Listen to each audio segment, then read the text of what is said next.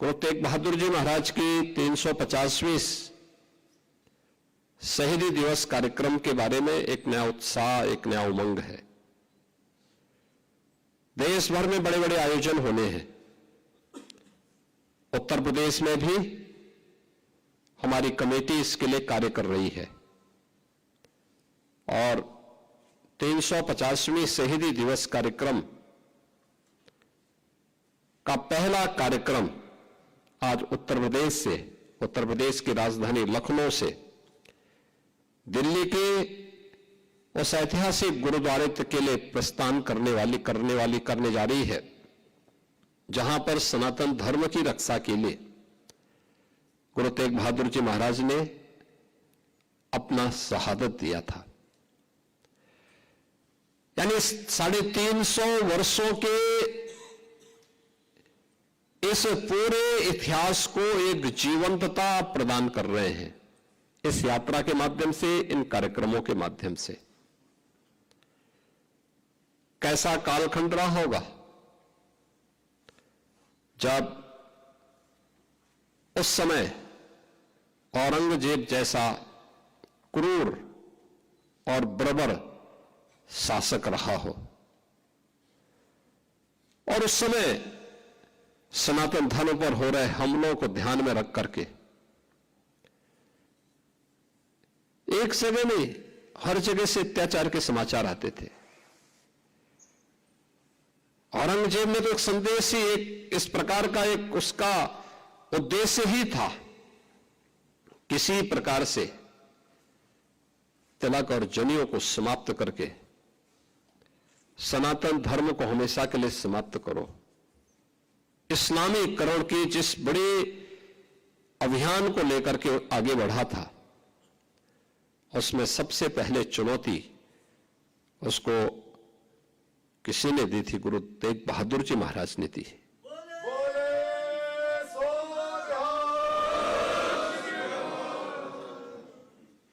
आप याद करिए कि गुरु तेग बहादुर जी महाराज ने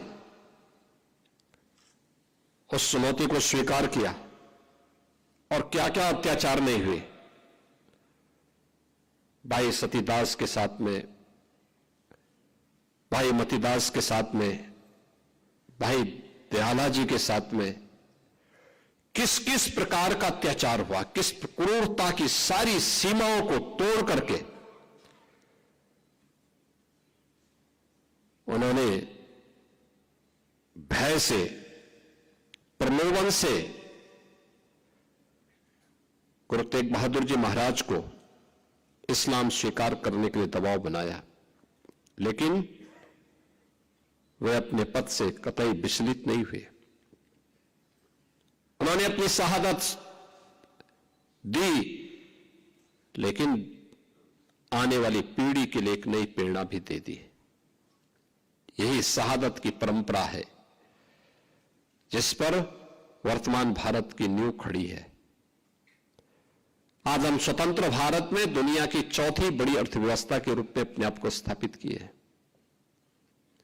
प्रधानमंत्री मोदी जी के नेतृत्व में भारत दुनिया की चौथी बड़ी अर्थव्यवस्था बनी है। पूरे देश और पूरी दुनिया के अंदर एक नया उत्साह है। इसकी नींव में इस शहादत है, वह बलिदान है जो चार साहबजादे देश और धर्म की रक्षा करने के लिए अपने आप को बलिदान करने में संकोच नहीं करते। और यही कारण है कि सत्य को कोई समाप्त नहीं कर सकता है। हर काल, हर परिस्थिति में वह अपनी आपके अस्तित्व को बनाए रखता है और यही तो हम सब देख रहे हैं। सिख गुरुओं का इतिहास भारत की उस सच्चाई को हम सबके सामने, देश और दुनिया के सामने प्रस्तुत करता है जिस इतिहास पर वर्तमान भारत की एक सुदृढ़ नींव खड़ी है। आज जब हम 350 शहीदी दिवस कार्यक्रम के व्यापक अभियान को लेकर के, संदेश यात्रा को लेकर के यहां से चल रहे हैं। याद करना, जब हम आगे बढ़ते हैं तो हमारे सामने चुनौती भी उतनी कठिन होती है। मैं यहां धन्यवाद दूंगा लखनऊ के अपने गुरुद्वारा से जुड़े हुए, प्रबंधक कमेटी से जुड़े हुए सभी पदाधिकारियों को। मैंने जब पिछली बार एक कार्यक्रम में नाका हिंडोला में इस बात का उल्लेख किया था कि पीलीभीत और अन्य कुछ स्थानों पर कुछ धर्मांतरण की बातें सामने आई हैं। हम सरकार के स्तर पर तो कार्रवाई कर रहे हैं, आप भी इसमें थोड़ा सजग होइए। और यहां की टीम गई और घर वापसी के बड़े कार्यक्रम को उन्होंने वहां पर आगे बढ़ाया। आपने देखा होगा किस प्रकार की साजिशें हो रही हैं। अभी बलरामपुर में एक बड़ी कार्रवाई को हम लोगों ने आगे बढ़ाया है, आपने देखा होगा, उसने रेट तय किए थे। यानी कैसे धर्मांतरण के कार्यक्रम को आगे बढ़ाना है।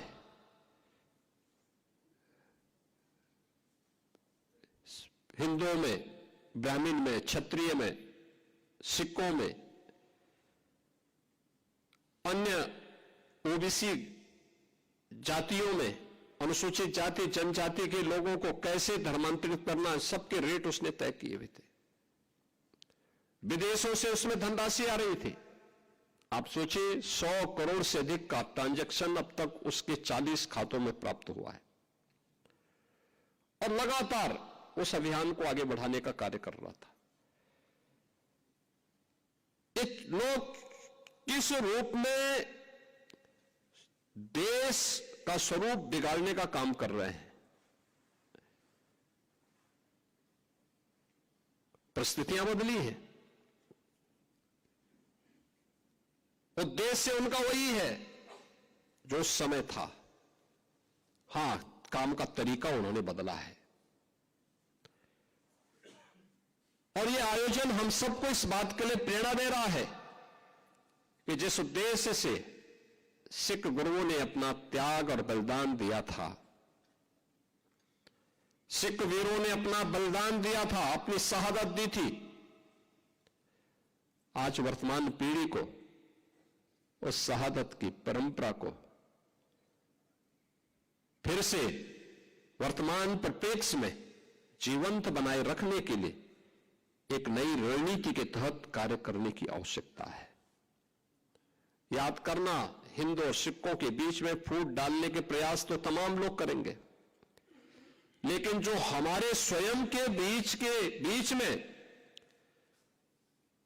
हम सबको तोड़ने की, कमजोर करने की साजिशें हो रही हैं, इससे कौन बचाएगा। और हमें इसके प्रति सतर्क होना पड़ेगा। हम सब आभारी हैं उत्तर प्रदेश के अपने सभी सिख नेतृत्व का, और मैं तो धन्यवाद दूंगा दिल्ली गुरुद्वारा प्रबंध कमेटी के अपने सभी पदाधिकारियों का भी। उत्तर प्रदेश के हर कार्यक्रम में उनका बहुत सकारात्मक योगदान प्राप्त होता है और उत्तर प्रदेश के हमारे ये पूरी टीम एक भाव के साथ मिलकर के कार्य करती है। और यहां पे जब भी कोई आवाज हम सामूहिक रूप से आगे लेकर के चलते हैं, वह एक राष्ट्रीय आवाज बनती है और वह सफल भी होती है।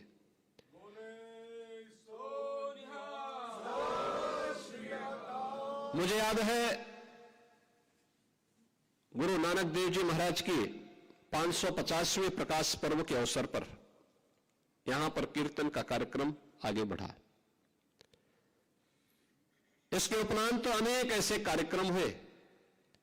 बाल दिवस का कार्यक्रम हम लोगों ने जब कोविड कालखंड में प्रारंभ किया तो वीर बाल दिवस का आयोजन 26-27 दिसंबर के अवसर पर करते हुए यहां पर आवाज उठी थी कि राष्ट्रीय स्तर पर हो। और हम आभारी हैं प्रधानमंत्री मोदी जी के, उन्होंने 26 दिसंबर की तिथि को वीर बाल दिवस के रूप में अखिल भारतीय स्तर पर इस आयोजन को आयोजित करने का निर्णय लिया और अब यह एक अपने आप में राष्ट्रीय आयोजन बन गया है।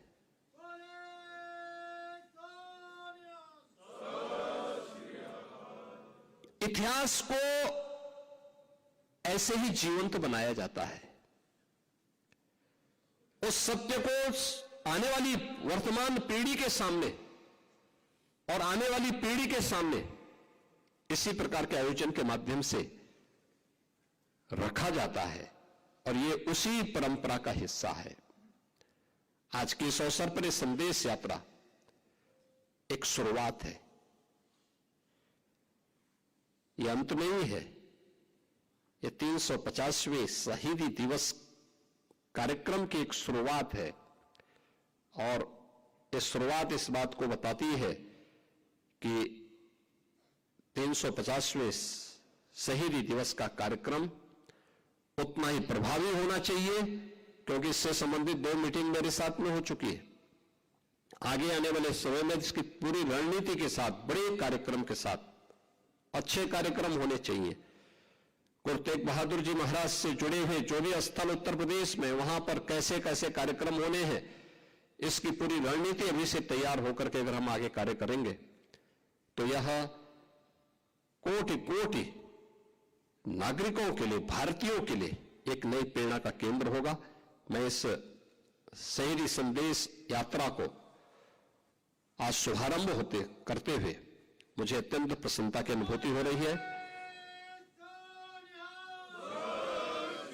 मैं अपनी शुभकामनाएं देता हूं और विश्वास करता हूं कि यह यात्रा गुरु तेग बहादुर जी महाराज, सिख गुरुओं की उस महानता को, जिन्होंने देश और धर्म के लिए अपने आप को जिस भाव के साथ आगे बढ़ाया था, उससे हम सब एक नई प्रेरणा प्राप्त करेंगे। इस पूरे कार्यक्रम के प्रति मेरी मंगलमय शुभकामनाएं हैं।